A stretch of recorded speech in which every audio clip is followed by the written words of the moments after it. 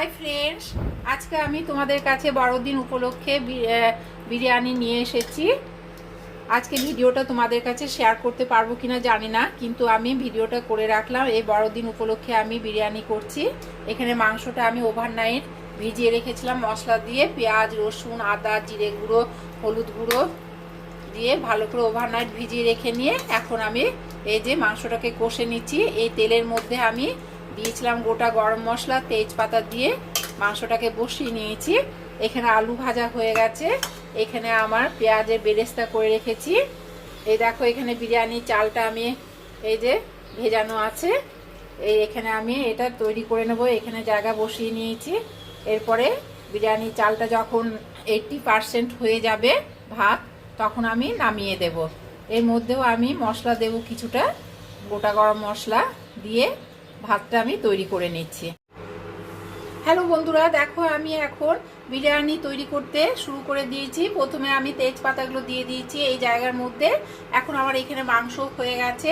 এখানে বিরিয়ানির দেখো ভাতটা হয়ে গেছে। দেখো ভাতটা কিন্তু শক্ত শক্ত আছে, পুরো আমি সেদ্ধ করে নিয়ে এরপরে কিভাবে করছি তোমাদেরকে শেয়ার করছি। দেখো ভাতটা প্রথমে দিয়ে দিচ্ছি। ভাতটা এমনি করে এক একটা লেয়ার দেবো। এক একটা লেয়ারের মধ্যে আমার বেরেস্তা দেব, মাংস দেব, মাংসের লেগ পিস আর মাংস রেখেছি। আর এর মধ্যে বিরিয়ানি মশলা দিয়ে দেব। দিয়ে তার মধ্যে গোলাপ জল, কেওড়া জল, মিঠা আতর সব কিছু দিয়ে তারপরে মিঠা আতরের পরে দেব এই যে এখানে কেশরী জল, মানে যেটা কালার হয় সেই কালার জল। সব কিছুই আমার রেডি করা আছে। এভাবে একটা করে লেয়ার দিয়ে দিচ্ছি। দিয়ে এরপরে আমি এখানে এই যে গোলাপ জল, কেওড়া জল অল্প করে করে দিয়ে দেব। গোলাপ জল, কেওড়া জল না দিলে গন্ধ আসবে না। আবার এর মধ্যে আবার বেরেস্তাও দিয়ে দিচ্ছি। দেখো তোমরা দেখতে থাকো।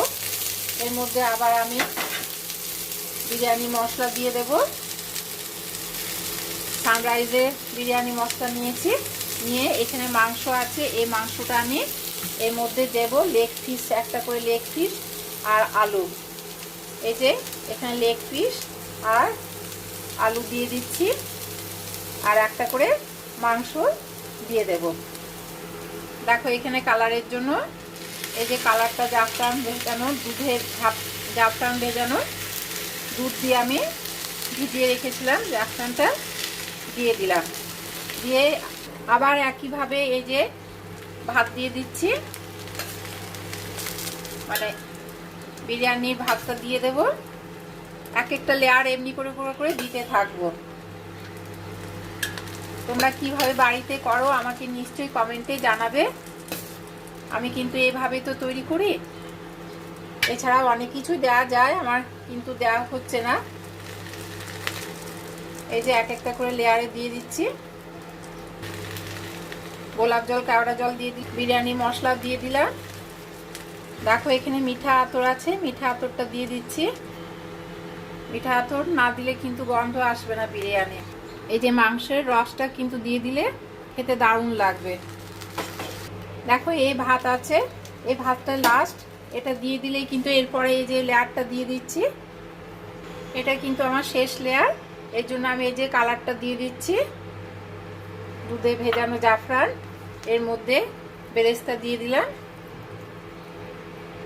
তোমরা আমাকে নিশ্চয়ই জানাবে তোমরা কিভাবে তৈরি করো। আমি তো এইভাবে তৈরি করলাম। এর মধ্যে কিন্তু লবণ দেওয়া আছে, চালের মধ্যে লবণ দিয়ে দিয়েছি আগে। লবণটা আমি মাখিয়ে রেখেছিলাম।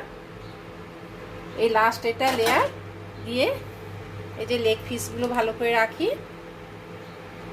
রেখে এরপরে আমি ঢাকা দিয়ে রেখে দেবো। এখানে ধনে পাতাও দিয়ে দিচ্ছি অল্প করে। ধনে পাতা দিলেও কিন্তু খেতে ভালো লাগবে। আর এই যে গোলাপ জল, কেওড়া জল দিয়ে দিলাম। আর এখানে আছে মিঠা আতর। মিঠা আতর না দিলে কিন্তু গন্ধ আসবে না বিরিয়ানি। আর মিঠা আতর, 3টে কাঁচা লঙ্কা দিয়ে দিচ্ছি। 3-4টে কাঁচা লঙ্কা দিয়ে দিলাম। দিয়ে ভালো করে এটাকে চেপে ঢাকা দিয়ে রাখতে হবে। চেপে ঢাকা দিয়ে আমি তা পুরো আধ ঘন্টার মতন রাখবো। বাদ বাকি চাল আবার সেদ্ধ হয়ে যাবে এই চাপা দিয়ে ঢাকার পরে। বন্ধুরা, আমি কিন্তু ঘি দিতে ভুলে গেছিলাম, তাই এখন আমি ওপর থেকে ঘিটা দিয়ে দিচ্ছি। ঘি দিলে কিন্তু পুরোটাই ঘিটা কভার করে যাবে। এভাবে অল্প করে ছড়িয়ে ছড়িয়ে দিচ্ছি। আবার 1 চামচ নেব। এই যে ঘি রাখা ছিল কিন্তু আমি দিতে ভুলে গেছিলাম, তাই আমি এখন ঘিটা দিয়ে দিচ্ছি। এই গরমের তাপে কিন্তু ঘি গলে যাবে। এরপরে আবার ঢাকা দিয়ে রাখবো। এই ঢাকনা খুললাম, কমপ্লিট হয়ে গেছে নিশ্চয়ই। দেখো চালটাও সেদ্ধ হয়ে এসেছে। এরপরে কিন্তু নামিয়ে রাখবো। Already complete. আর কিন্তু বেশি সেদ্ধ করলে কিন্তু নষ্ট হয়ে যাবে। ভিডিওটা তোমাদের কাছে কেমন লেগেছে নিশ্চয়ই তোমরা একটা সাবস্ক্রাইব করবে ভালো লাগলে। আজকে এই পর্যন্ত, বাই।